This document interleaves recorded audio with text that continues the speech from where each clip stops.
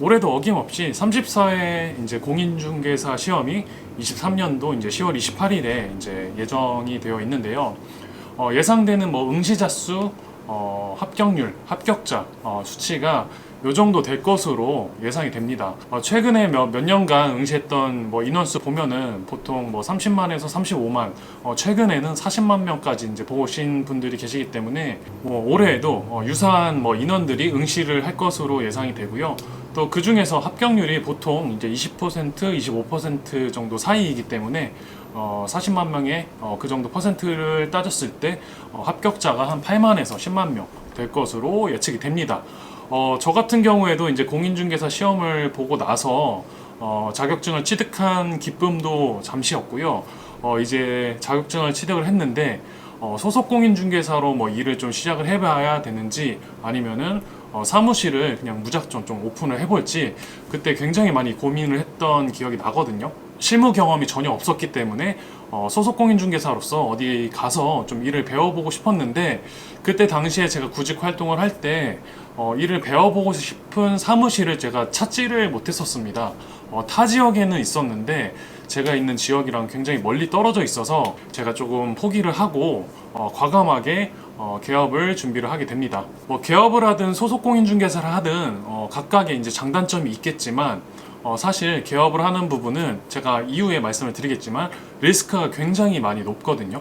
개업을 해서 본인이 뭐 대표가 된다라고 해서 무조건 좋은 것도 아니고요. 대표 밑에 소속되어서 일을 한다라고 해서 꼭 뭐 힘든 일만 있는 게 아니기 때문에 제가 지금부터 개업 공인중개사랑 소속 공인중개사 업무 범위에 대해서 말씀을 드리면서 여러분들께서 진로 고민하시는 데 있어서 좀 도움이 되셨으면 좋겠습니다. 네, 일단은 제가 이제 대표가 할 수 있는 업무 범위 그리고 소속 공인중개사나 이제 중개보조원이 할 수 있는 업무 범위를 이렇게 제가 이렇게 표로 조금 그려봤는데요. 사무실 대표 같은 경우에 이제 매물 확보를 해야 되고 또 마케팅도 해야 되고 또 고객이 오셨을 때 고객 미팅도 하고 그게 잘 이루어져서 계약도 조율을 하고 만약에 모든 당사자가 합의가 되었을 때는 계약서 작성을 하고 계약서 작성한 이후에 신규 창업자분들이나 기존 임차인분들의 이제 사업자를 폐업을 하거나 영업신고증을 인수해주는 그런 행정 업무도 보게 되고요. 그리고 마지막으로 사무실이나 직원이 있다라고 하면은 직원들 뭐 급여도 줘야 되고 또 사무실 유지 비용도 납부를 해야 되고 또 세금도 계산서도 끊어줘야 되고 세금 관리도 해야 되는 이런 업무들을 크게 본다라고 생각하시면 될 것 같습니다. 여기 외에도 짜잘구레하게 할 일들이 굉장히 많지만 대표적으로 굵직한 업무들만 좀 말씀을 드리는 사항이고요. 이제 소속공인중개사나 중개보조원 살펴보도록 하겠습니다. 일단 첫 번째로 동일하게 매물 확보 동일하게 같이 하실 수가 있고요. 그리고 두 번째 마케팅은 할 수 없습니다. 이 부분은 제가 이따가 자세하게 말씀을 드릴게요. 그리고 세 번째로는 고객 미팅, 소공분 그리고 중개보조원 같이 하실 수 있고요. 계약 조율, 요거는 소속 공인중개사는 뭐 일정 부분 보조를 하실 수가 있는데 중개보조원 같은 경우에는 이제 계약 업무 관련된 업무는 하실 수가 없겠죠. 이 계약 조율이라는 게 막상 계약을 하다 보면은 저도 소속 공인중개사분도 근무하셨던 분이 계시고 중개보조원도 근무하셨던 분이 계신데 뭐 임대인이나 건물주나 뭐 임차인분들은 보통 대표님한테 의지하시는 경우가 많습니다. 그렇기 때문에 소속 공인중개사분께서 역할을 어느 정도는 하실 수가 있겠지만 결국에는 대표님이 핸들링을 하는 경우가 많다라는 거 체크하시면 될 것 같고 계약서 작성도 마찬가지로 소공분, 중개보조원은 하실 수가 없고요. 마지막으로 행정 업무 이 부분도 아까 말씀드린 뭐 이제 사업자 등록이나 뭐 영업 신고하는 이제 업무를 같이 봐주는 거 이런 거 보조 정도 해줄 수 있다라는 거 말씀드립니다. 여기에 보시다시피 대표님이 책임져야 할 부분들이 상당히 많이 있습니다. 이 모든 것들을 잘 체크를 하고 처리할 수 있는 이제 좀 자신감도 있고 경험이 있다라고 하면은 사무실 개업하셔가지고 개업 공인중개사로 운영을 하셔도 됩니다. 그런데 이러한 경험이 없고 한다라면은 기반이 잘 잡힌 시스템이 잘 갖춰진 사무실에 들어가서 업무를 배워보시는 게 더 나을 수가 있겠죠. 제가 지금 보면은 여기 지금 대표님이 할 수 있는 업무 중에 지금 매물 확보 다음으로 마케팅을 빨강색으로 칠해 놨잖아요.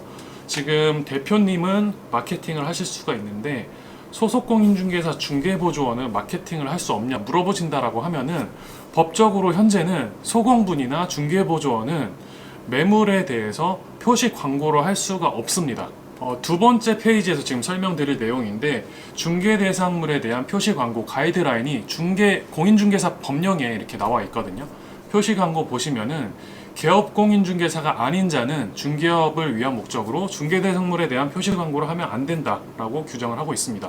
그리고 유튜브나 인스타그램 등 SNS에도 표시 광고물에 해당되는지 보면은 공인중개사법에서 표시 광고 해당 사항이 있고요. 권고 사항이 아니고요. 법적으로 하지 말라고 지금 법적으로 못 박아 놓은 상태이기 때문에 만약에 개업공인중개사가 아닌 이제 소공분이나 중개보조원이 인터넷으로 광고물을 게시를 했다.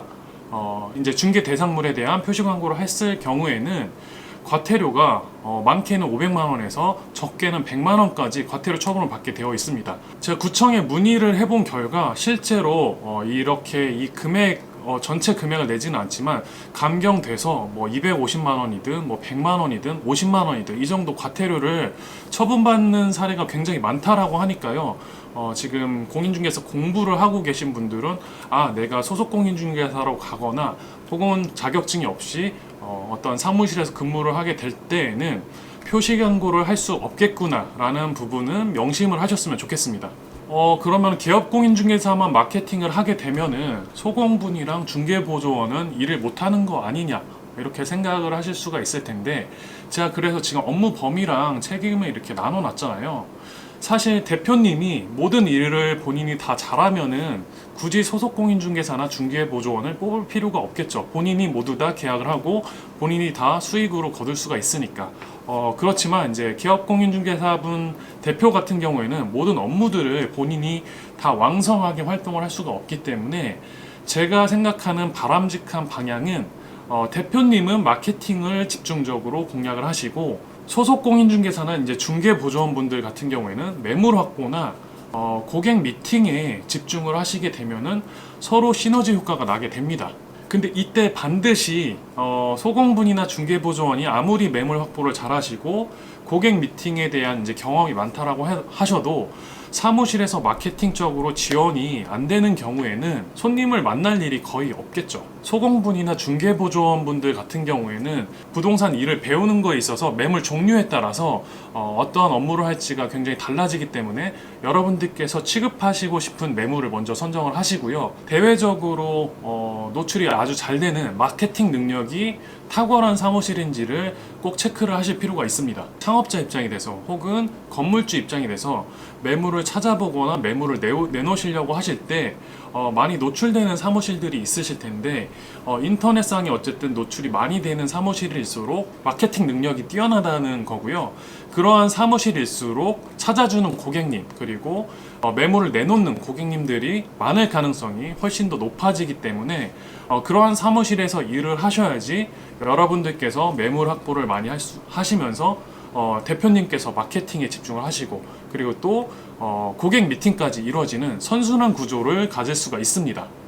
지금 이 화면을 보시면서 여러분들께서도 개업을 하게 되었을 때 내가 이런 업무들을 보게 됐는구나. 소속공인중개사 중개보조원은 업무가 적다고 해서 이게 나쁜 것이 아니라 그만큼 책임질 사항이 조금 줄어드는 것이기 때문에 대표님의 마케팅 지원을 받아서 좋은 성과를 내야지. 이러하신 분들께서는 소공이나 중개보조원으로 취업을 하시는 것도 되게 바람직하다라고 생각을 하거든요. 꼭 개업을 해서 본인이 대표가 돼서 모든 것을 업무를 보고 하는 게 좋은 부분만 있는 게 아니라는 거. 그만큼 책임져야 될 일도 많고 또 신경 써야 될 부분도 많다라는 거 감안을 하시고 이렇게 개업공인중개사 그리고 소속공인중개사 중개보조원 업무랑 책임에 대해서 다시 한번 조금 생각을 해 보셨으면 좋겠습니다. 본 영상 관련해서 또 궁금한 사항이 있으시다라고 하면은 영상 하단에 댓글 남겨주시면 제가 확인을 하는 대로 답변을 드리도록 하겠습니다.